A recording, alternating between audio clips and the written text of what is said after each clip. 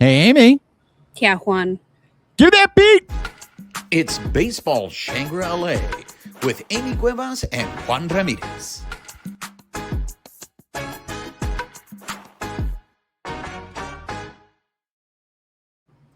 What's up, party people? She is Amie Cuevas. I am Juan Ramirez. You are listening or watching Baseball Shangri-La. If you are listening to us on the audio portion of the show, please make sure you're subscribed to the podcast, rate us, write us a review, help spread the word about the show. If you're watching us on YouTube, make sure you're subscribed to our YouTube channel. Hit that notification button, give us a thumbs up, leave us your comments. We love engaging with you. And most importantly, if you're following us on social media, make sure you're following us on X at BB Shangri-La, on Instagram, YouTube, and Bluesky at Baseball Shangri-La. Amie, ¿cómo estás? We're here. All right. I love that you titled.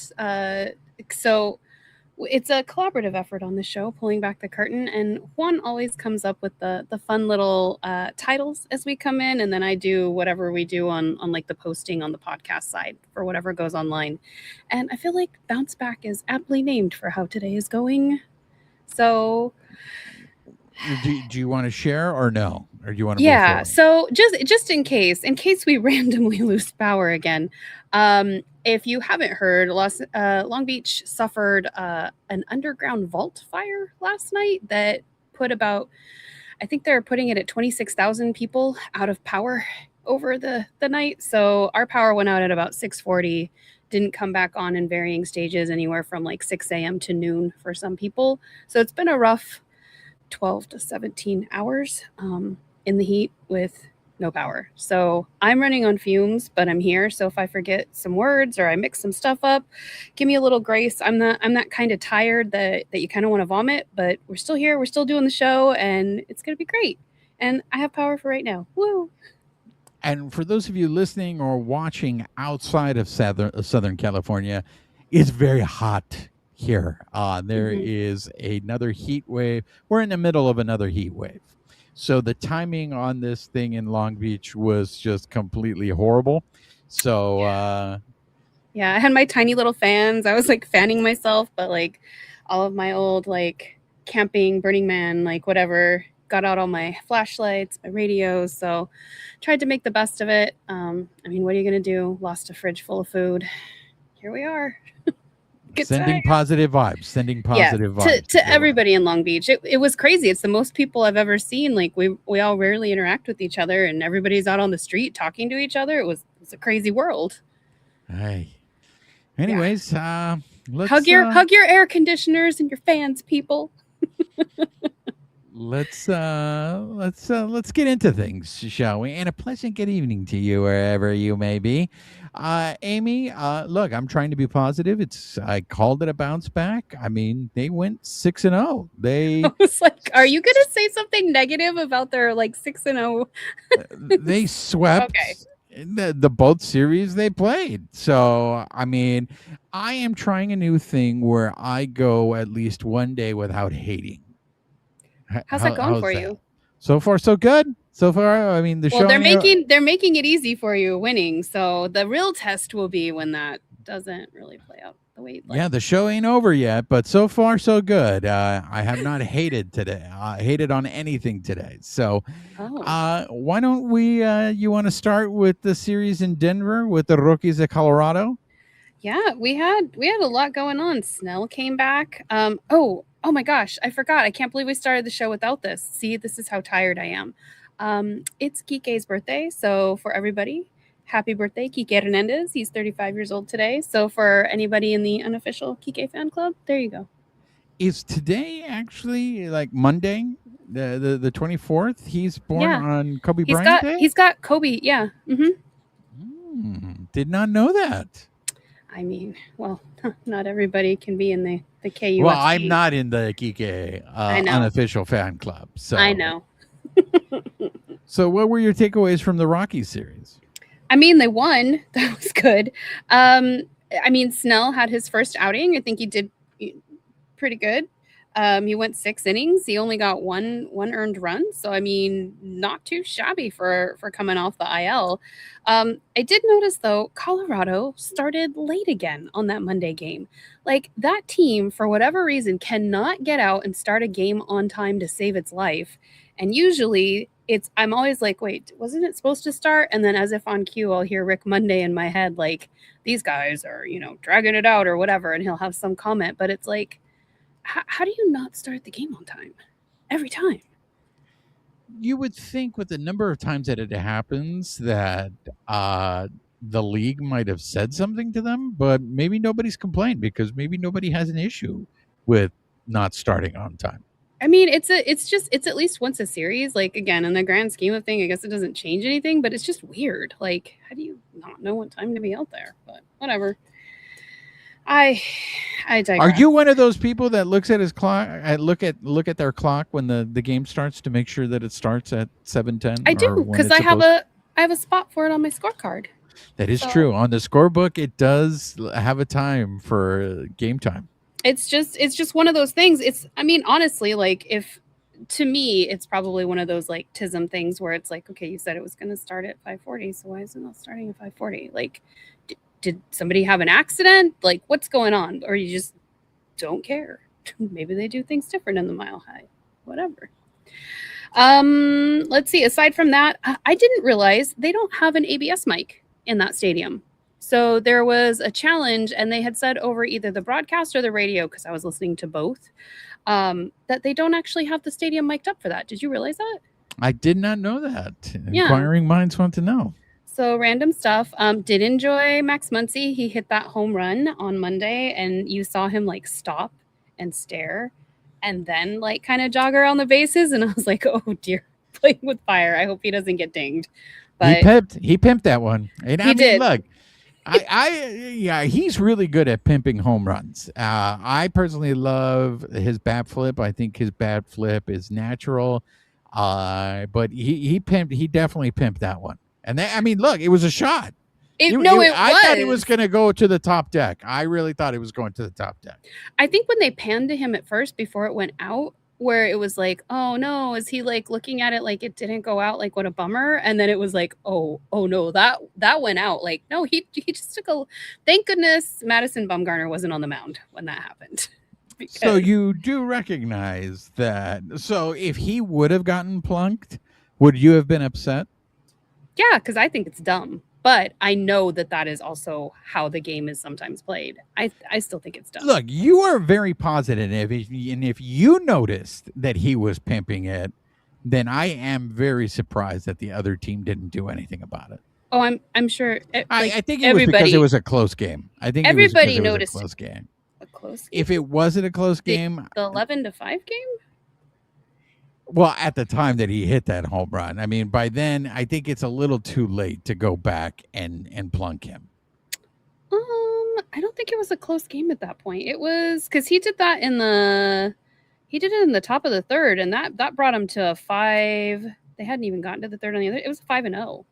So Colorado hadn't even scored yet. But the thing is with the Colorado, it's very, very. It's a common fact that in the 6th inning, even if you have a common lead, a big lead, they say no lead is safe. 100%. After the 6th inning, things change once you get into bullpens. So I was actually watching it at the brewery, and somebody was like, "Oh yeah, you guys are up. That's great." And I was like, "Whoa, watch your mouth. It's Colorado. The game's not over. Like, don't say anything and jinx it."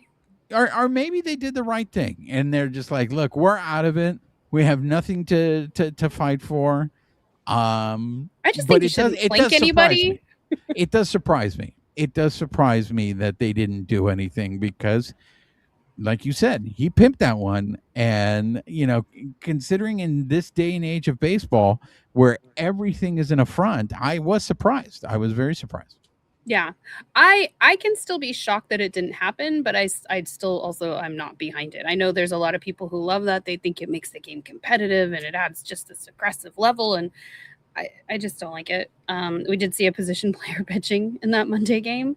So, that's always great. But I mean, overall, like, I feel like it was just a good series. The Dodgers they got their groove back. Eric Lauer even had jokes like in the post game on Tuesday. Somebody was like, how do you get these guys to score for you? And he's like, oh, I pay them to score runs. And it was just like, all right, Shohei got his 30th home run. They went into extra innings, but they still managed to pull it out. Like, I feel like it was a good series for them. Not so much the Rockies. That's true. That's very true. I don't know. What did you, I know that there's stuff that's going to contribute to other stories we're going to talk about. So I purposefully left out certain plays that maybe didn't get made. Well, if you want to talk about the plays, guys, I want to get into the Kyle Tucker situation. Oh, okay. Well, this we'll put a pin in it, but that Monday game is where he missed the catch, and I swear to goodness, if that camera did not leave his face, it was almost like that's I think the Sunday game where like they just follow him with the camera, and it's like, oh my goodness. But fans were not pleased that he missed the catch, and I think there were a couple of comments on the broadcast, but here we are. They still won.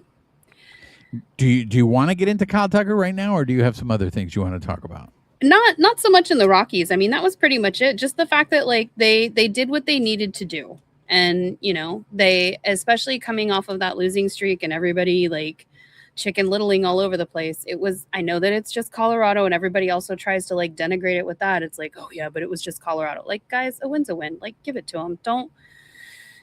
You want a Chicken Little, that's fine, but also like give them their flores when they do something good. So look, it is necessary to go ahead and win these games. They still have a 9-game lead over a Showpods team that actually is playing really, really well right now. So, and then there's little more than a month left in the season. I think they were saying there's only 31 games left, or I think that was as of yesterday or Saturday. So like truly a month, like that's it. Whoa. Was that you or me? Everybody's still moving on my side. Oh, you didn't hear that squeal? No. Okay, I guess that was me then. Juan, are you squealing on your side? It sounded like a screech, so I don't know if it was my mic or what happened there, but I thought I lost you. But look, it's important, even though it is the Rockies and it is the Piratas, it is important for them to win these games because they have a 4-game lead over the Bravos for the second spot in the National League. And I think everybody wants them to get that first round bye so they can get healthy. And also you want to avoid playing in that wild card round. The Dodgers have played a lot of baseball, especially the last 2 years. So the lesser amount of games that they can play in the postseason is better off. So staying in front of the Bravos, I think, is important. So beating up or basically winning against the teams that you're supposed to win against I think is very important. Also, as I mentioned, the Showpods are playing better. Now they have a 9-game lead, and I know a lot of people will be like, come on, Juan, that would be an epic collapse if they blow that 9-game lead. Look, for me, people are funny. Like it's all like doom and gloom when they lose a few games in a row, and then all of a sudden it's like the bravado and the cockiness of like, it's a 9-game lead, and it's like, how about we just enjoy what we have regardless, because you never know which way it's going to go. We obviously want them to win, but like, it's so fickle in the fan world sometimes. Look, I think it's important to wrap things up as quickly as you can. So if they can win this division and celebrate and do whatever they need to do, focus on getting right for the playoffs, like I'm all for that. Especially because we have seen them do it both ways, right? They've gotten the bye and not done well. They've gotten the bye and done well. So I think it really just matters how the team is gelling and how cohesive they are, because we've seen that that's really the thing that carries them through. But they managed to close the gap on the Brewers. So they're still, even after losing that series, they're only 1 game behind now. So the Brewers have 81 wins. We have 80. Who knows what shakes out in the last month, but obviously we're hoping for the bye, just like you said. Less games. These guys are tired. We're still waiting for them to find it, and maybe that it is during the postseason. Who knows? Yeah, look, it's the perfect time to get hot.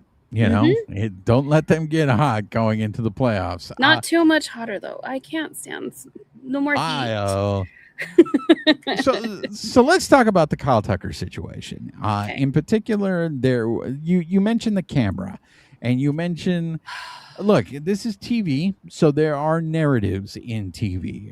For those of you who aren't aware, when you're watching the telecast, there is a director who is calling the shots on what shots we are seeing. So there was one shot in particular that ended up being a screenshot that I saw all over social media, and that is Kyle Tucker sitting on the bench. And Amie, I'm still not clear, so maybe you can clarify for me. It looked like he was sad, but some people went as far as to say he was crying in the dugout. Was he crying in the dugout? I didn't see that. To me, I was more irritated that like the camera kept following him. Like, I understand that they have to have their narrative, but like the point is I want to watch the game. Like, don't try to interpret it for me. Don't try to interpret his feelings. If we want to get that, we'll ask him after the game. But like continuing to follow him when he doesn't make a catch, and then it pans and then it hangs on him. And then the inning ends finally, and then they pan and they hang on him coming off the field, and then they hang on him sitting in the dugout just thinking about stuff. Like, I don't know about you. I know that I have found in recent years with self-reflection, like when I get frustrated or I'm thinking of something or somebody throws a wrench in whatever I was potentially doing, I've noticed that my face, like I tend to like stare off in the distance and I will go blank. And like, we don't always control what's happening with our face and our emotions. And the last thing any of us wants in our real life is a camera poking into that. And I don't think he wants that either. I understand people are going to argue these guys get paid lots of money, they're famous, they're ball players, but at the same time, they're humans too. So like, respect a little bit of their privacy in that respect. Like, you got it. You got him looking sad coming off the field, or however you want to interpret that, but let it go. Like, it was, to me, it was too much. Like, you know, he doesn't feel good about it. That's a given. So like, what more do you want with that? What I found interesting was after that shot, maybe about half and half, maybe about 50-50. There were still people who were very critical of him and his performance, especially, you know, they always say, like, if you're struggling at the plate, just don't take it out on with you out in the field. Still do your job defensively. And we've seen players who struggle at the plate, but they don't let those struggles at the plate, you know, affect them when they're playing defense. So when he botched that fly ball in right field, immediately everybody's a psychologist and then was saying, you know, it's like, well, now it's starting to affect his defense. He's so far into his head that is now starting to affect all other factors. Okay, and so we're just gonna discount all the other balls he does catch. So like one ball he didn't get, and like every so often Pages doesn't get one, Theo doesn't get one. These guys aren't perfect. Like, well, I feel like it should be more balanced because he does make a lot of plays out there, but that's not what we're calling in. So that's where I get frustrated. For the first time in a long time, I think for the first time since the since the beginning of the season, I saw, after that shot was going viral of him in the dugout, I saw people actually feeling empathy for him. I saw people going to social media and saying, man, this guy is just down. Like, this must be a horrible feeling just to know. And this is why I've always said I don't question Kyle Tucker's effort, that when people have struggles, I never think it's a question of effort. Sometimes you just don't. You just have a bad season. You really do. So I think that shot, while I know you don't like it, that it was out there, for some reason, I think that shot really ended up trying to, or maybe led to a little bit of empathy towards Kyle Tucker that I hadn't seen before. So much so to me, I get frustrated. Like, it took that shot for you to feel empathy for somebody. Like, you couldn't just feel it based on them being a human. Well, like, because it took something, but you, like, nobody struggles, and you need this big thing that's embarrassing to him for you to feel empathy. Like, to me, I'm just like, all right. A lot of people are visual learners, Amie. And I'm a so visual learner too, but like I don't know. when you To see each their something own. like that up close, I do think it's powerful.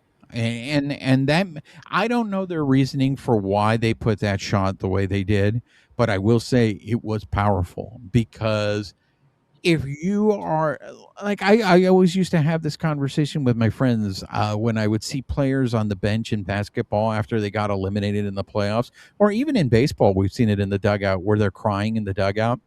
And we always assume that crying is a sign of weakness.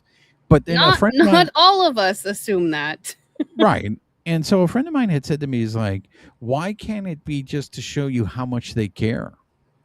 And so I think again, that's why I think it was a powerful image to see Kyle Tucker in there because if he's crying that much, couldn't it? Well, I mean, not that much, but if he's driven to the point where he's so frustrated that he is crying, and I still don't know if he is. I know everybody in the social media is saying he was crying. I don't know. I couldn't tell from that shot.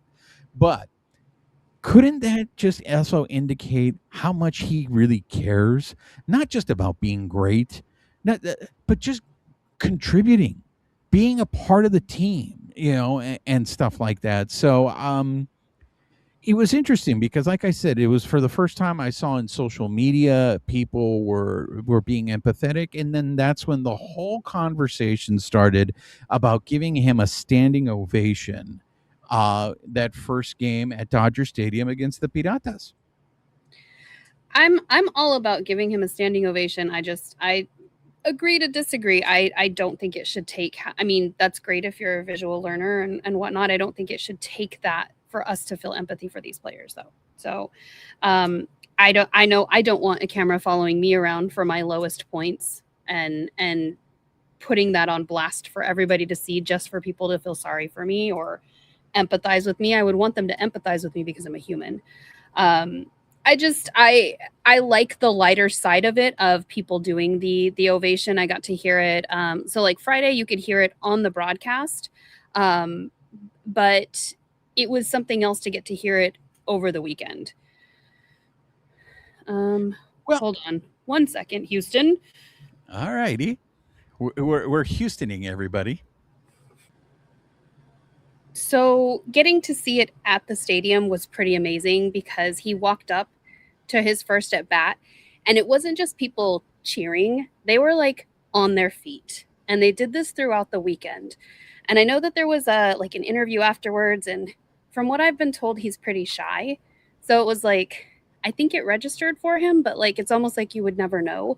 But I think even Dave Roberts said it meant something to him. And they continued to do it all weekend long.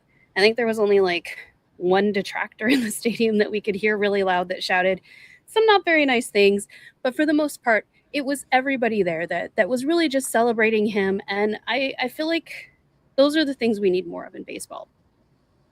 It's interesting that you say that he's shy.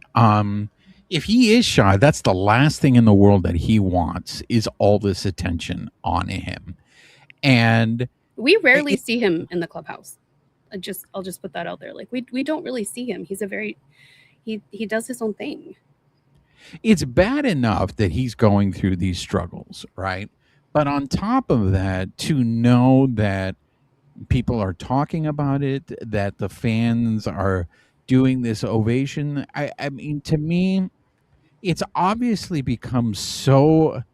I don't want to say that it's an issue. And maybe it is an issue because you do need his productivity in the in the lineup. The Dodgers need him to produce in order to win games. But I think it's becoming an issue in the sense of awareness, so much so that you have teammates literally going out there to bat for him, to stand up for him, and not necessarily. Did you say at bat for him? I see what you did there. Hey-o. Or just encourage him. And I'll give you a prime example. So Mookie had his podcast, and he had Miguel Rojas on there. and they openly discussed about, man, and they've been there before. They've struggled, so they know what he's going through. Mookie, I thought, was pretty eloquent to say, how much it really sucks when you're going through a slump like that. So much to the point where Miguel Rojas, shared that he's like, I want to make sure he knows he's good. We need him. We believe in him. Not only that, but then you had Max Muncy on Dodgers territory talking up Kyle Tucker. So you had his teammates, vocally saying stuff, to say, look, we're behind him. We want to go ahead and support him. One thing I didn't know, Amie, is Kyle Tucker has a foundation, and he had an event on Thursday, and a lot of his teammates, went to go support him in the foundation. So look, they have his support. And here's the thing with this, and this is what you talk about culture, right? I feel that not only are these Dodger players, they're doing it for culture, they do this for everybody on this team. Tarek Anybody Skubal has said the same thing. Like he's very welcoming. I was asking, we got to talk to Edwin Diaz on Sunday, and it was the same thing. Like, what does it mean to you basically to have like this clubhouse environment? And he's like, it's like just knowing that these guys support me and they know that I'm good at what I do and that they're gonna back me up. Like that means a lot when your team's gonna, they're right behind you cheering no matter what happens. Well, not only do you have the Kyle Tucker situation, but then who knows what's going on with Ketel Marte and the Serpientes. Ketel Marte is on a restricted list. No, he's back. He's back off now. Well, I'm sorry. During the week while Yes. this series was going on with Kyle Tucker and that stuff, Ketel Marte was on the restricted list. I do wonder if he was put off the restricted list because there were reports that they saw him gambling in a casino Friday night. That was after they took him off the restricted list and put him on the IL for his knee. And then he was seen. And I mean, everybody's talking about like, that's not a good look. Torey Lovello's had to weigh in. He's even said like, I want to be managing our team. We're trying to make it to the postseason. Like, I don't want to have to talk to you guys about this kind of stuff. Technically, Ketel didn't break any rules. But, could he have made different decisions? Yeah. But here's the thing. It's like, we don't know what's going on. They're not going to share this because, for privacy issues. But this is like whatever, because if you saw Torey Lovello in the Red Sox series when the Serpientes were in Boston and they first were asking him about that, he looked concerned. Like he choked up in one of those interviews. Yeah, he looked concerned. So whatever he was dealing with, and who knows, maybe it was a stress reliever for him to go to a casino and gamble to help him deal with whatever he is dealing with. Just this week to me has served as a reminder to everybody that it is more than just a game, that there are outside factors that impact these players. And I know that everybody wants to treat it as a game. Everybody just cares about wins and losses and all that stuff, and they don't want to deal with the outside world. Well, sometimes the outside world comes barging in and lets you know that as much as you want to separate the two, sometimes you just can't. Well, and these guys are human too. I think, was it Don Mattingly or was it Joe Madden? It might have been Madden, came out and was like, we're seeing all these players get injured, in his opinion, because they're working out so much before games, and then they play a game, and then they go work out after the game, and everybody's going to have their take on it. But to me, it was just a reminder of things that we talk about on this show, especially because we get to peek behind the curtain, that these guys are not getting there 10 minutes before game time, throwing on their clothes and then walking on the field, finishing the game and going home. They're there for the better part of the day. And these are like anywhere from like 8 to 10 to 12-hour days. They go home and sleep, maybe spend time with their family, go home, go back to the field and do it all over again the next day. So whether, there's merit to are they practicing too much or not, the fact still remains that these guys are getting to the stadium really early. And so this is like, they might need to have those moments where they blow off steam. Like, where else are you going to get that? I think I'm going on my third week without a day off between my job and my other job, where it's like I'm barely functioning mentally, and then you throw in life. It's hard, and I'm not doing what these guys are doing. Like, we're all human, and we're all just doing our best. And to me, that's kind of the reminder. I think whether it's Kyle Tucker, Ketel Marte, these guys are human, and this game is hard, and life outside of the game is hard. They don't have, yeah, they're famous, and some of them have money, but not all of them are like $1 million players. Some of them are making league minimum. Some aren't even making, that, especially if they're like sent down to the minors. So it's just, I don't know. It's not, the grass is not always as green as we think it is. No, and it really just serves as a reminder that we really don't know what's going on with these guys. I mean, in some cases we do have the luxury, like what happened with Federico and his kid. Like, we knew, and for him to still be able to go out there and perform while this is Miggy going on. losing his dad.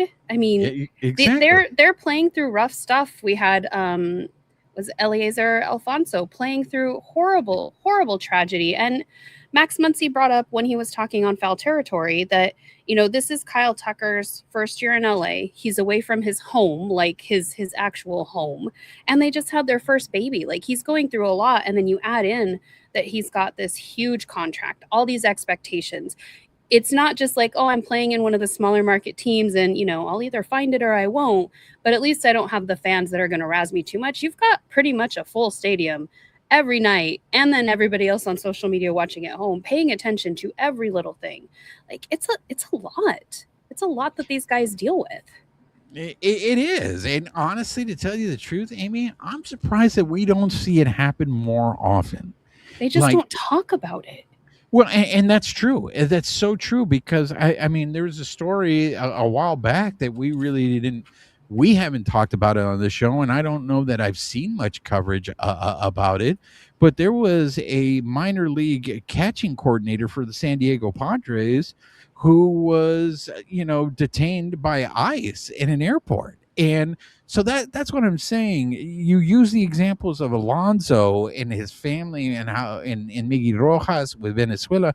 There's so many things that we don't know that are happening that behind the scenes that can add to a performance. So maybe it's just a reminder again that when we see players struggling, we should always, the first two things I think we should always say to ourselves is, one, are they healthy? And two, is there something going on in their personal life that may be impacting them?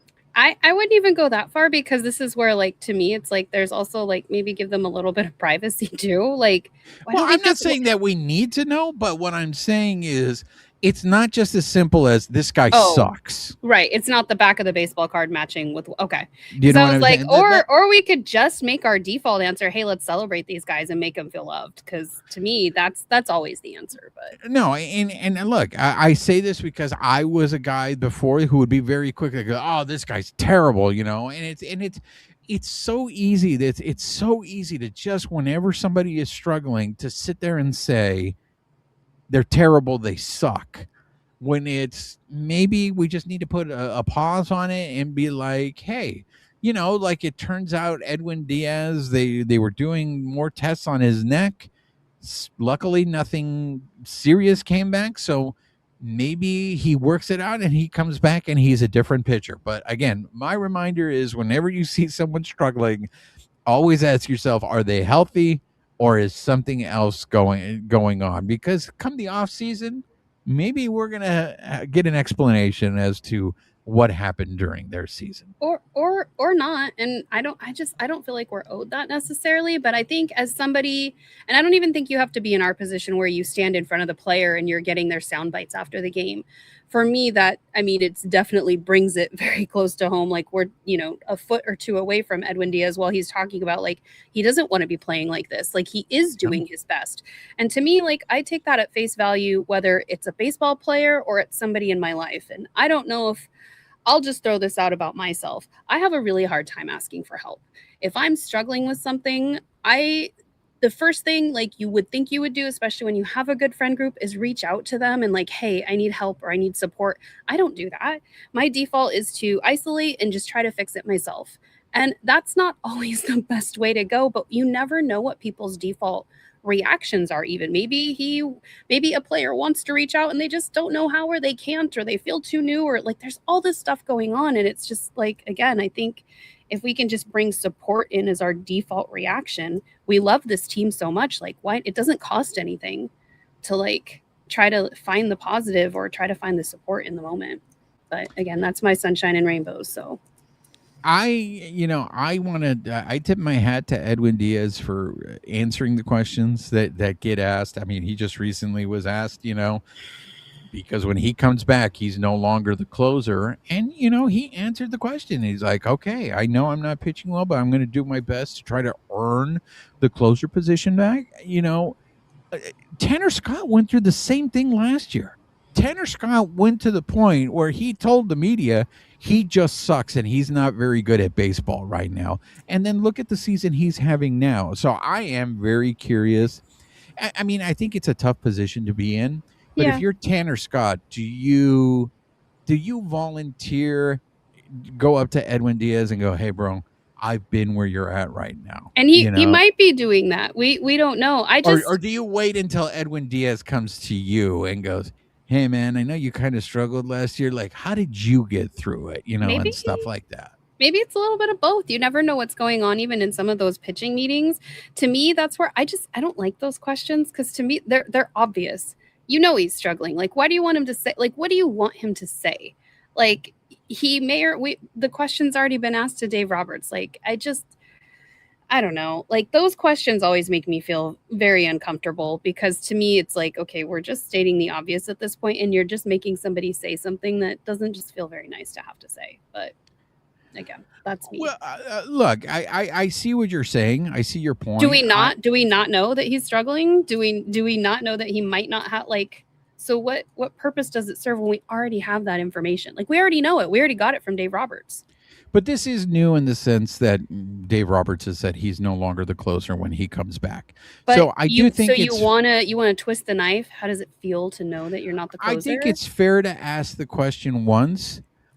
Where I don't think it's fair is continuing to ask the question when the question has been. But what answered. are you trying to get out of it? Like, we know he's not going to be like, I love it. I am so stoked to not be the closer. Like, there's news and there's like that. Like, but we already know that's not news. Dave Roberts already told us. So to me, it's like, that's not news.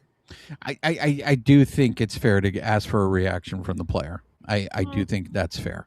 What else? That's where I look at media differently, just because I don't know. Like, we already know. It doesn't make somebody feel great.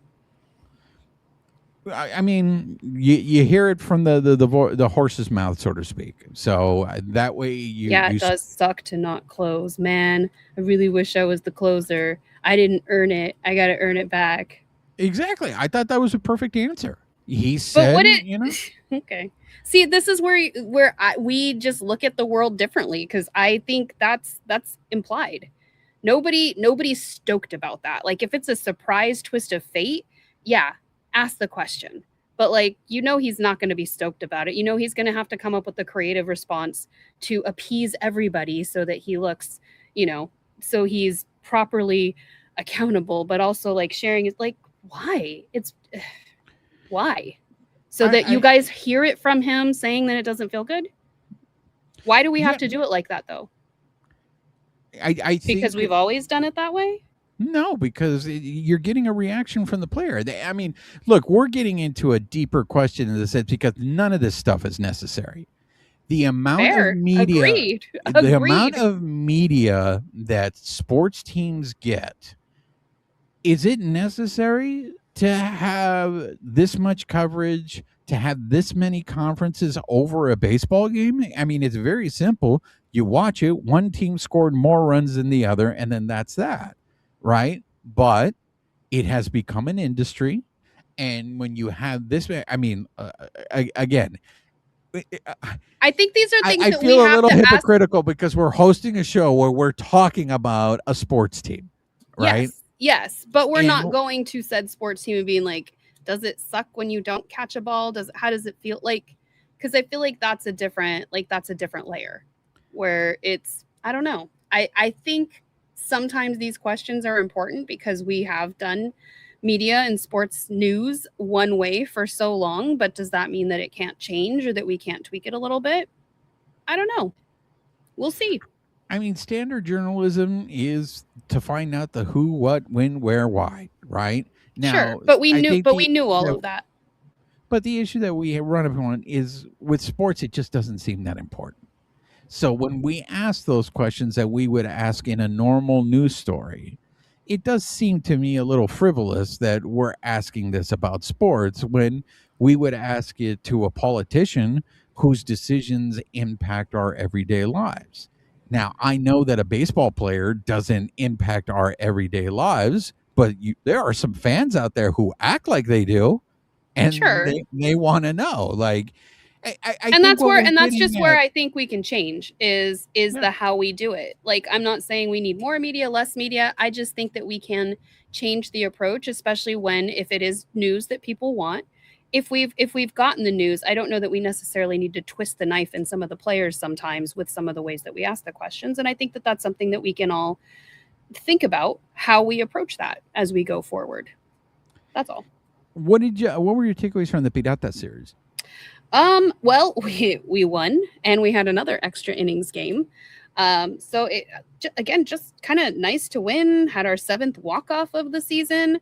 The downside, as we saw, was Andy Pajes got hit by a pitch on Friday at 100 miles per hour, fractured his left hand. Guy took it like a stud and like just trotted to first base, like no, like nothing, just like took off.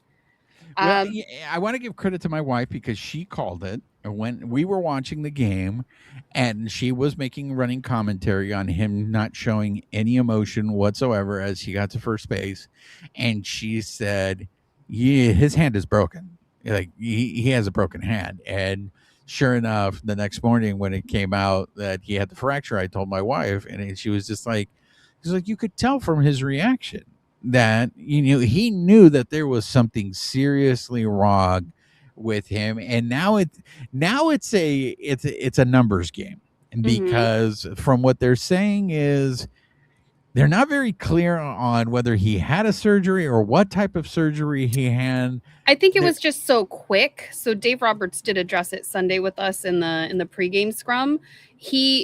He just wasn't sure. Like even Saturday, I think when he arrived, he was at another event. So we got to watch Shohei throw his first bullpen off the mound, or one of the bullpens off the mound. And Dave Roberts hadn't even had a chance to catch up on it. So I think there's just so many moving parts on this team. He may not know in a given time period before, let's say, media meets with it, but it's not for a lack of, having the information or just maybe not having it yet. So he had said he believed that he had a surgery and there might have been a pin or something like that involved. So right, and that's going to be important to know because I think it determines how long he's going to be out. And I mean, right now, if you do the math, it looks like he's going to be out until the end of the season. And that's why, and I think another factor would be great if they do get a bye to give him more time in case he still needs more time to almost heal. like with Freddie with his ankle, like let's yeah, get that guy off his ankle. But the thing that's really going to suck is he comes back and he's not going to have any game time action, and he's going to get thrown into the fire. Like your first game back, you're in the playoffs and you're going to be facing really good pitching. I think that it does suck, but I think, like Dave said, he is a complete player. So I think, I mean, if it was going to happen to anybody, I don't want it to happen to anybody, but like he's got such good control of the game that I'm hoping that when that situation does come, he just, much like our episode, bounces back. They're saying that best case it's 4 weeks. That's what they're planning for. Obviously, we know anything can happen in that time period, but I mean, here's to hoping. We did get to meet Alec Thomas on Saturday, and so he's there to make sure that the defense doesn't slip. They're going to be kind of platooning based on like pitching righties, lefties for when he'll be on the lineup versus like maybe more of a platoon with like Kiké or Tommy Edman. But And look, I know that fans were upset. They wanted to see Josue de Paula get called up, or they wanted to see perhaps Tommy Edman out there in center field. Look, Alec Thomas is really the only true center fielder that they have in the organization, at least on the 40-man roster. So, look, if they get anything from him offensively, I think it's That's a gravy. bonus. Yeah, it's a bonus. And so far this past weekend against the Piratas, he has contributed. So if you have Mhm. that, I think that's found money until you can get Andy Bacchus back. And he's been on a postseason run, so he's got that experience. So no matter how we're balancing things, at least the ramp up to the end of the season, you're gonna have that defense there. And then, he's also played on other teams like Team Mexico and the World Baseball Classic. So I mean, he has a lot of experience, which I think is one of the, I don't want to say it's a negative against De Paula.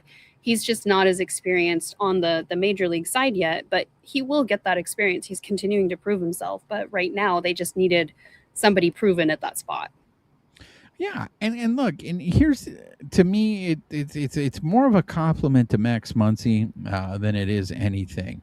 Max Muncy really is the rarity. When a team releases you and they give up on you, it's very rare to have a career like Max Muncy had. Right? He was this close to just walking away from the game, and now he's had himself a good career. Shout out to David Wants a Taco.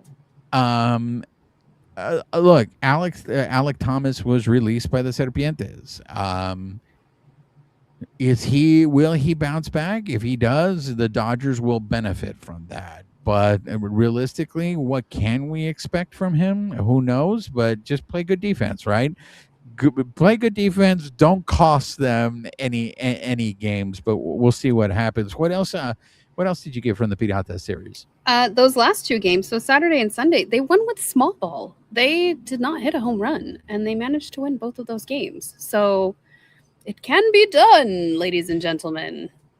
Yeah, I mean, like the Piratas have a good offense. I think what's costing them this season is their pitching, and we saw it in this series. But again, you mentioned it before. The Doyers did what they were supposed to do. They beat bad teams, and that's. There was a period there where they weren't doing that. Beat teams like.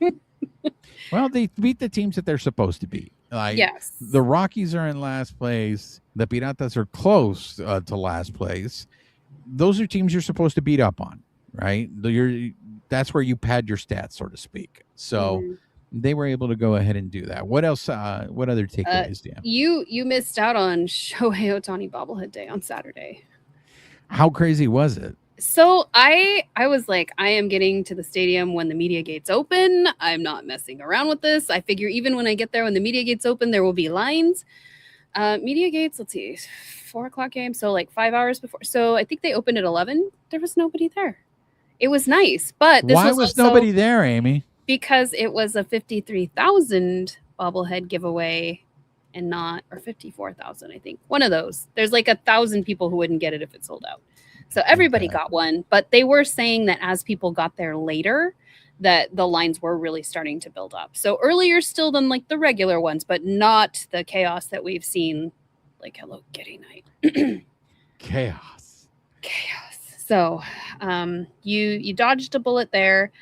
We did see, so I'm curious if you heard it on the broadcast. I was listening to the radio. So Duvall got ejected during Sunday's game. So Camilo Duvall after the inning, but nobody really knew why. It just looked like a regular pitching change. And then they came back and they were like, oh, by the way, just for the scorekeepers, he actually got ejected, but they never gave a reason why. Did you see anything about that? Yeah, because he was arguing balls and strikes. Oh, was he? Okay. You can't do that. So as the inning ended and he was walking off the mound, he started mouthing off to the umpire. And as it always happens, the umpire will give the player a warning. And I think Duvall knew this was his last inning, and he was pissed. He's like, screw it, He's like, he was pissed. He didn't like the calls or lack of calls that he got in that inning, and he kept shooting his mouth off. And then finally, and it was very deceptive the way the umpire threw him out. because he made an arm gesture that could have been interpreted as something else, but it was basically like, you're out of here, Oh. so Wow. but that's what happened. Okay. Well, and it looked like for a second Snell almost came close to that on Sunday, because after one of the innings ended, he had like made a gesture during, I think, one of the at bats. I think Fiducia ended up even, doing a challenge on it. And then after the inning, you saw Snell talking with the umpire, and it was like, oh, please let them be talking. Please let them be talking. And you saw Fiducia walk over and like kind of like try to drag him away, and Snell's continuing to talk, and he's like trying to get him away. It looked like they parted ways amicably, but for a second it was like, oh man, we don't need him ejected right now. So I mean, Blake Snell had some control problems, but I think if you ask Blake Snell, and maybe, I don't know if someone asked him after the game, they thought maybe it was the umpire's strike zone that was contributing to his control issues that he had there. But yeah, he was not happy with, I mean, look, it happens on both sides. They're not they want those pitches. Yeah. Well, and umpires are human too. I think that's where the ABS comes in, and that's, at least we have review systems that help. I don't want to say keep everybody honest, because that sounds like a downgrade on umpires. Like, they have a really hard job to do. Like, I don't think I could focus that long. Like, there's no way. And they have to know like every single rule out there. So I think when you can have like an amicable conversation with an umpire, I think that's probably preferred, versus, if you're just yelling at them about their strike zone, like, that's probably nobody's going to be happy about that. That's right. We did get to see data from the Goonies throw out the first pitch on Sunday. You mean Short Round from Temple of Doom? Yes. See, but I love Goonies more. Somebody was like, who is this guy? And I was like, blasphemy, that's data from the Goonies. Short Round from Temple of Doom. I love that we go Temple of Doom and Goonies, and not the movie that he actually won an Academy Award for. Yeah, what is it? Everything always all over at the same time. It's like AAEEOO something. What is the name of it? I love that Everything all at once. I love okay. I love that people will just go to the acronym. Well, what is that? I don't even know what the acronym is. Right. I'm sure one of our 5 listeners is listening in the car and they're screaming at us, this is the name of the movie. Well, the name, first of all, of the actor. Why don't we start first with the name of the actor before we go to the name of the movie? It is Ke Huy Quan. Exactly. And the movie that you're talking about is Everything Everywhere All at Once. It is, like, fine. To your credit, it is a very hard title to remember. But again, to me, I find it hilarious that he won an Academy. I didn't even know he was in that movie. I know him as Data. He won an Academy Award for that, but yet, and kudos to him. But he will always be my childhood. Like, he was in Goonies, and he was the kid who talked a lot in Indiana Jones. Yeah, no, you're absolutely right. You're absolutely right. Was there a reason why he threw out the pitch? He has a book coming up. Oh, so it was promotion purposes. I think so. Like, they had a QR code, and I tried to scan it, and my phone was too far away. So, but you can get it on Amazon. Look it up. It's his memoir. And then I guess Michael B. Jordan was there as well. He didn't throw out a pitch. I didn't even know he was there until I saw like. Until the lady started going crazy. Oh, I don't know if I saw that. Maybe, I don't know. Oh, you're not a Michael B. Jordan fan. I mean, he's nice. I'm focused on baseball when I'm there. I was excited about Data because it was Data. Right. But it was also 97 degrees when the game started on Sunday, and it was miserable. And I think like by the time we got underway, like, it had dropped 2 degrees and we were at 95, but it was just. So it didn't get to 100 because Vassay was reporting that it could be 100 degrees by game time. It was expected to be, but by the time they called, much like they call the time to start the game for those people on their scorecard, they also call the temperature. So if you're ever looking at a box score and you scroll to the bottom, you can find both the time that the game started and the temperature. So, no, they called it as 97 at game start officially. Oof, that's rough, man. It was not great. And normally they have like the big fan out there with like the mister. I did not see that at all. So unless they did that maybe towards game time, it was just miserable. And there were probably the least amount of people that I've ever seen in the pavilion. So I think I was sitting next to Blake Williams, and he had remarked like, wow, it hasn't been this empty since the McCourt era in the pavilion. Well, So I mean, it's ridiculous. I mean, who wants to watch a baseball game? Yeah, there were still a ton of people, but they were all clustered under the shade areas. So let me ask you this. Lately, and because everyone wants to deny climate change, it's been really humid in California in the summers, and that's something California is not. Was it humid, or was it more because I feel like today, which was really hot today felt like a dry heat. Today felt like I live by the beach, Juan. It's humid every day. Okay. No, but it has been humid at the stadium lately. So I'm trying to, I think it probably was. Honestly, they all blend together and they're all hot games. I think it was just more so like I think we were at like 90 or 92 on Saturday. So the fact that it was 97 at game start, like who knows, it probably could have been warmer before the game actually started when we were doing all the pregame stuff on the field. It was not great. What else you got on the Pirata series? Let's see. I think that was mostly it. I mean, Freddie almost hit the rail again on one of those fly ball catches, and you heard the whole stadium go, "Oh!" And luckily, he caught himself, but he still wobbled for a second, and it was like, I feel like I'm having deja vu. Can we not do this again, please? Thank you. It was almost in the same spot. Yes, it was. And Blake Snell had what a gem of a day yesterday. Like he was trucking through. And even Tarek Skubal, he had a little bit of roughness in the beginning, and he came back and was just striking people out. Like it was almost what you need from the starting pitching, so that the team, if like they are having offensive struggles, they can at least try to overcome some of the scoring from the opposite team. So it was good to see. Tarek Skubal, he was just that first inning. He limited the damage, and he kept them in the game for the rest of the game, and allowed the offense to pick him up. Yeah, and every time he got a strikeout, they were playing the song that Miggy gave him, like because like remember like Tony. Yes. So every time there was a strikeout in the stadium, they played that. I don't know if you could hear that on the broadcast. Almost like when Tony Gonsolin would get a strikeout, and they would do like the little cat meow. So like they all kind of have their own noise. Did you talk to me, Tarek Skubal or Miguel Rojas, about his nickname? I have not yet. Why? Do you have Tarek Skubal's nickname is Scoop. Yes. For the most part. Yes. So when he got to the Dodgers, and because Miguel Rojas seems to be the mayor of the team, and the music man, he started calling him Scoob. Mm-hmm. So now the rest of the team is calling him Scoob, or they're calling him Scooby-Doo Pop Pop of that song. So yes, I think I think that the clubhouse culture is beautiful, and then every so often you'll hear like the Scooby-Doo theme in the stadium when he's doing something, and I love it. I love all of it.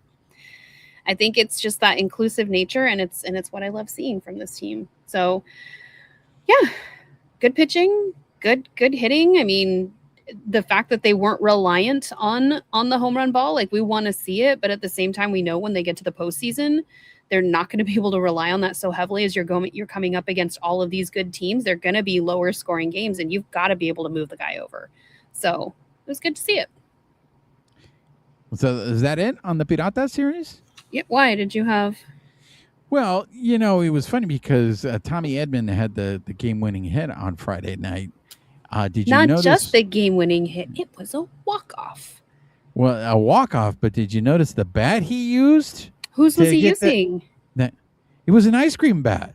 Oh yeah, Players Weekend. Because it was Players Weekend, Amie. I've already put it out of my head, Juan. How did you not know it was Players Weekend? How did you miss it? They had a patch on the side of their hat, Amie. Yeah, but nobody talked about it. I saw like one late Dodgers post like Saturday afternoon, I think. I asked Dave about it, and he liked the individuality. He's like, there's a time and place in baseball. But like, I feel like while it's this like big thing, I feel like the fans get left out of it. Like I don't feel like it's I got an email like a couple days before, and I think I sent it to you, and I was like, wait, this is happening? Like, is there why don't you call it what you really called it? It's stupid. Or Temu Oh, Players it's a Temu Players Weekend. It's just a knockoff because like it would be different. I feel like if it got played up and you saw more, like each team like did like a social media post, but I don't feel like it. I don't know. Like I felt like it was a thing in the past, or am I just romanticizing it? Am I No, making it bigger than it was? Because it felt like we were all included. We were all part of it. They cut to, whoever the on-field broadcasters. I remember Alana Rizzo and somebody else was out in the pavilion wearing their shirts with their things, like their nicknames on it. And then all the players, you talk to the players. It's the only time I really want to hear from them in a game. Like, tell me about your nickname on the back or whatever. I feel like they have cleats and they have bats, and it's cool to hear kind of the backstory, but I don't feel like we really get much of the story on it. Like, so what was so great about it?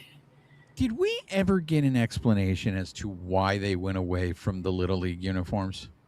No, I did hear something on the broadcast. I think it was Tim Neverett and Rick Monday talking about it yesterday. As I was leaving the stadium, I had the game on. And I think they were saying like some of the games or some of the nicknames got a little wild, but I don't feel like that was enough to cancel it. But again, that's conjecture and that's opinion. That's his opinion. I don't know that that's necessarily the edict that came down from MLB of like why we're squashing it. Because to me, it was also a moneymaker. There's nothing that I can get from Players Weekend. One, I didn't really like if our guys had cleats, I didn't really see much on it. I know they had bats. Freddie Freeman had a bat for each of his children. So it was like, okay, what bat is he using? And is it going to result in something? But outside of that, like, where was the excitement? Where was the inclusion with the fans so that it was an everybody thing?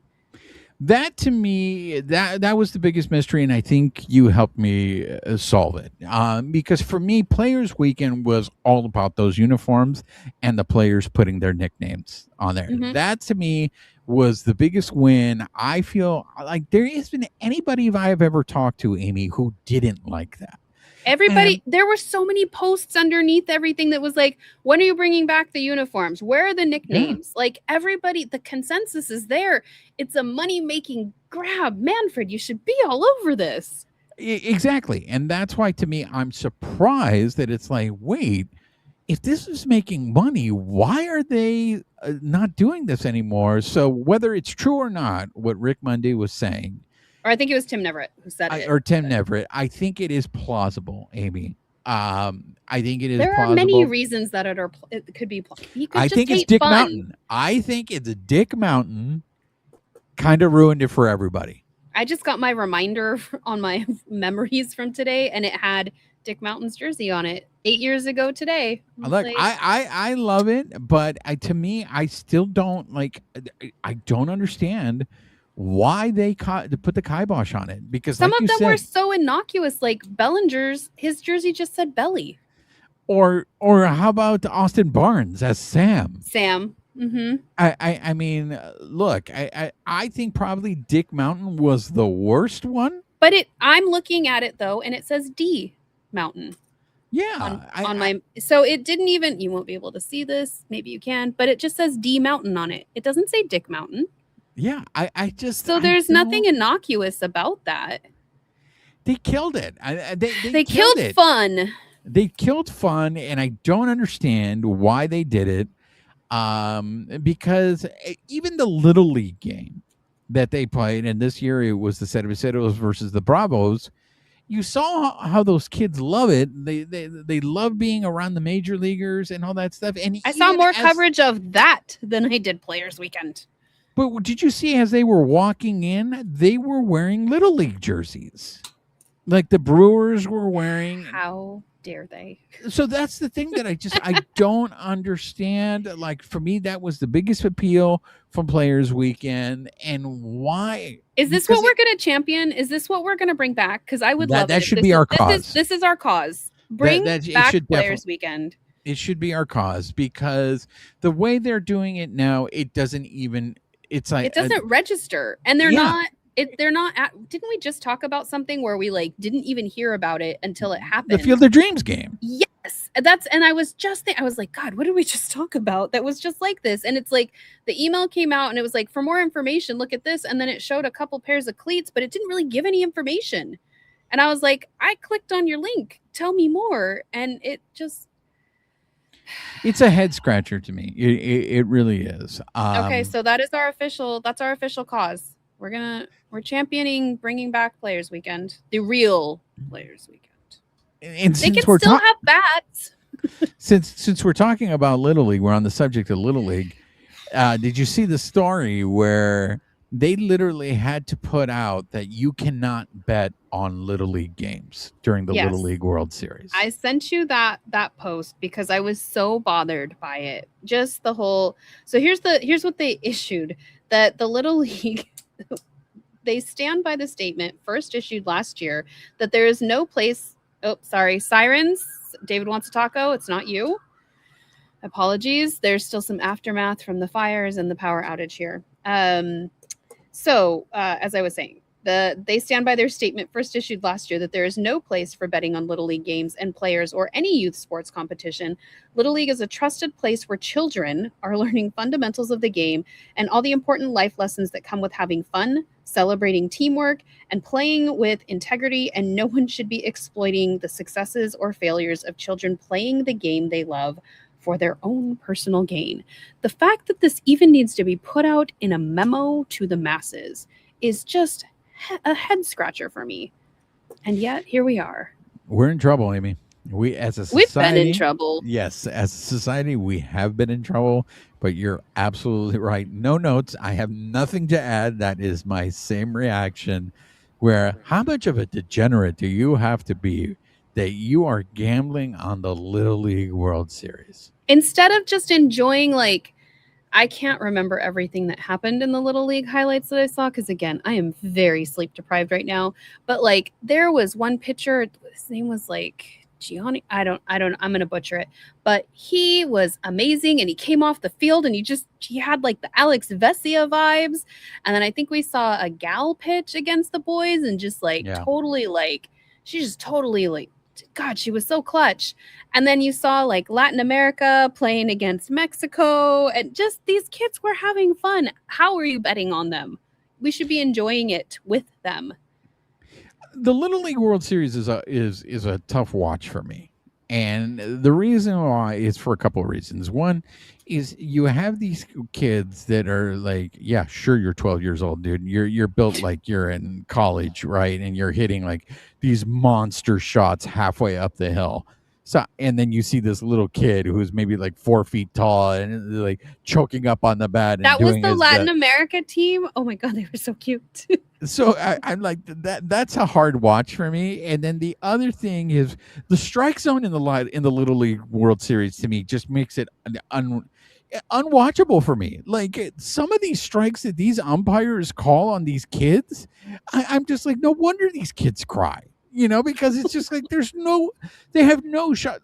Amy, these umpires are literally calling strikes when the ball's in the other side of the batter's box. Like, look, I get it. If I was an umpire, I would tell both teams, you tell them they need to be Dominicans and they're swinging at everything, because if it's close, I'm going to call it a strike.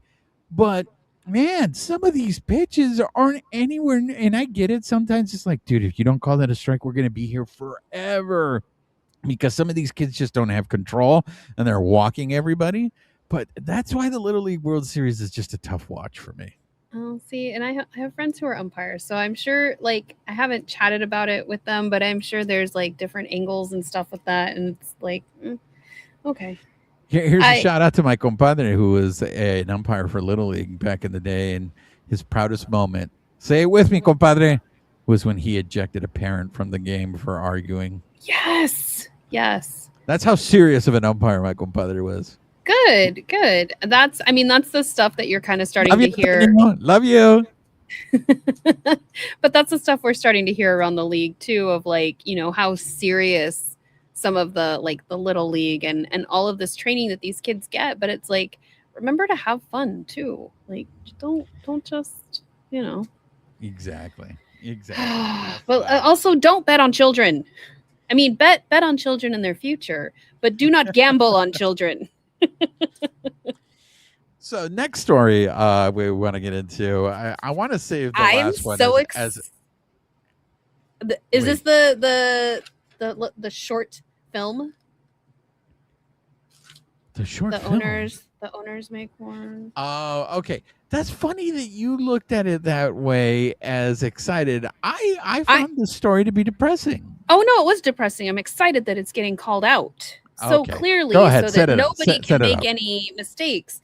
No, so when I found this and sent it to you, I was excited, like, good, somebody's like breaking it down into bite-sized chunks for everybody.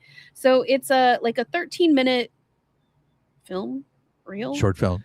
short film, and it like the whole premise is like that MLB owners make more money by losing baseball than they do by winning. Like there's no word. I need a word right there. There's no benefit for them to, to pour money into a team when they're making millions, even if they lose. And so this was done by More Perfect Union. So their handle on Twitter is at More Perfect US, and then also in conjunction with the Tipping Pitches podcast. And that's hosted by Alex Baisley and Bobby Wagner. So the video itself was done with Bobby Wagner, Alex Baisley, Jake Simperman, and Ben Johnson. And it was just, God, it was really well put together. I think, like, not just editing and film, but like it was just the way that they explained it. Like, you could not misunderstand the point. And I know that there's a lot of people out there that are like, the Dodgers are breaking baseball. We've talked about this ad nauseum, but at the same time, it really does break out. Like, these owners, while crying poverty, are making so much money. And unlike the Dodgers, who are pouring that back into the team, they're not. They're pocketing it, and there's no accountability for it. So I really enjoyed all 13 minutes of it. I don't know. What were your thoughts? My thoughts were: has anyone ever seen Mel Brooks's The Producers? Well, being that it's just me and you on the show, and I'm going to go with no off the top of my head, this is going to be a silent answer from the audience. You haven't even seen the musical, the Broadway musical? I'm not a musical person. Okay. Musicals make me antsy because I'm like, just say it. You don't have to sing it. I don't need a chorus telling me 3 times. Just say it. This is the plot of The Producers. The plot of The Producers is they are going to put on a play that is the worst play in the history of the world. The play is called Springtime for Hitler, which is a musical about Adolf Hitler. Now, they purposely want to do this bad because the accountant realized we could make more money putting on a bad Broadway play than putting on a successful Broadway play. So these owners are literally taking a page from Mel Brooks's The Producers, which was meant to be a satire, and we know much of life satire is not. That's why to me it was so depressing, Amy. All your points are valid in the sense that it was put in a way that made it super easy to understand and everyone can see. And if you're fans of those teams that have, and look, last year, the year before, Las Medias Blancas were the butt of all the jokes, right? They didn't spend money. Look at them. They're horrible. Nobody goes to the stadium. And look, their payroll didn't go up by that much, but they're in first place in their division. They're going to end up making the playoffs. So it's like, even if you make a little bit of a concerted effort, like if you try to win, you're probably going to make more money. I would like to think, but this film makes me kind of doubt it, and that's why it was depressing, Amy. Well, and I knew that the people who were pocketing money, like, I knew it was a lot. I didn't realize it was that much, especially when they broke it down using the jars and the different like little colored balls. I feel like that really helped, like, for anybody who is visual, like you could really see now, like the Marlins or whoever. Who was it recently? I think within the last day or so, was it it was a Florida team. Was it the Marlins or the Rays that just let go of their whole scouting department? I think I just saw it today. And a bunch of the comments were like, well, you got to get, not only are you paying all these people, but like they're not bringing in quality, like a lot. I think they DFA'd like 4 out of their 5 people that they recently brought in, like the players. And so it's like, okay, but you're continuing to bring in money. Like, why why is there not a requirement to invest it back into the team? Like, this isn't money for you to just take home. It is a competitive balance tax for that reason. The pool of money is to balance everything competitively, and then these people continue to not do that, and it's to the detriment of the fans. You can still hate the Dodgers, but also go talk to your owners. Like, they are not poor. A lot of them are making tons of money, and why are they not putting it back in the team? It was the Marlins who fired their scouting department. Yes, thank you. So I liked the way that they called it out. And I think, again, like it was super depressing because we have the CBA right around the corner expiring. But just to have some people put it so succinctly, it was a beautiful short film, and I hope more people watch it. Just because I think that really needs to make the rounds, because that's what they're hoping on, is that everybody just continues to be divisive and blame one team and not look to the owners, because it's almost like, look over there, and then they sneak off with the bag of money. So at the time we are recording this, it is Monday. The Show Pod's sale had become official, and the new owners actually held a press conference today. And well, part of the press conference, they were asked, because the Show Pods have been spending money, right? And they are a small market team, allegedly. And look, anytime you go down, it's a beautiful stadium to a lot of people. It may be the best stadium in all of Major League Baseball. It's a good time. It seems like they are investing in it, and it seems like they're making money. So, of course, the question was asked, are they going to still be operating under the same budget? And then the owners basically would not confirm that. They basically said they want to win, and that looks it's going to vary what that's going to look like. Alden Gonzalez, there were a bunch of different quotes that were around, but just off the top of just logging into Twitter right now, Alden Gonzalez reported in their introduction as owners, they both called this a family investment, not a private equity one. They said they'd spend ambitiously, but also judiciously. And Yes. If you want more, you can read the story on ESPN. They were riding the fence on that. So they would not commit to spending a lot of money, but they also wouldn't say, hey, we're not going to spend money.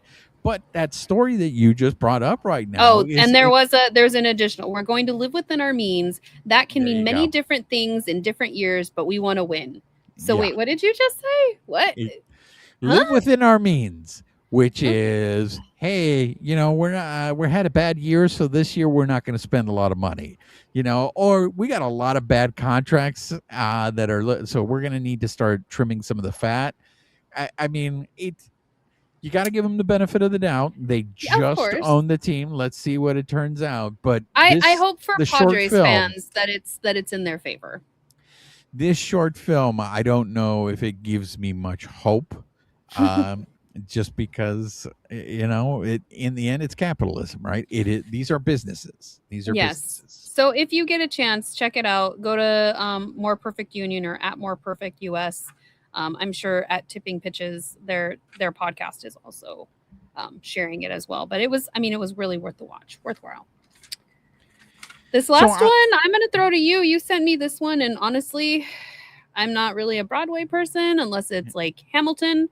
And then even then, that's so funny that you say that, because I can't get into that musical. Oh my God. I hate musicals unless it's like Grease or Annie, just because those are from my childhood. But like my friend introduced me to Hamilton. I came to it late because I hate musicals, and I have the soundtrack. And when I listen to it, like, it makes me happy. I like it. Both my wife and I went to see Hamilton, and we both looked at each other and said, I don't get it. Why does everybody? And to be fair, I feel the same way about Lin-Manuel Miranda's previous musical, In the Heights. I just don't like get that it. one. I like it too. I like that they are typically like minority casts. I love the message. I love the way that he goes about it. The beats. I think it's really great. And like I said, I hate musicals. I hate them with a passion. You could try to drag me kicking and screaming. I will probably not be happy. I will go with you if you really want, like if it's your birthday, Juan, but I'd be hard pressed to enjoy it. I'm not a big musical person, but I will say this: one of my favorite musicals is Waitress. So I would recommend that. Sarah Bareilles, for any of you who are Sarah Bareilles fans. Oh, I do like her. She wrote the music for that, and I was surprised. I was not expecting to like it, but when I saw it, it's quickly ran up to the very top of my list of musicals. But what we're talking about here, I wanted to end the show with this because I think it is a palate cleanser after all this talk about owners just stealing your money. But do you remember Jose Iglesias? Do you remember that player? Vaguely, did he sing? Was he Well, also? yes, that's kind of so. He used to be the shortstop. Well, I yeah, want he to used say to be. there was clips going around of him singing like before games Well, around social media. Well, that's kind of in 2002. Excuse me, 2024. That was when the Metropolitans made their run, and they ended up being in the NLCS against the Doyers. Mm-hmm.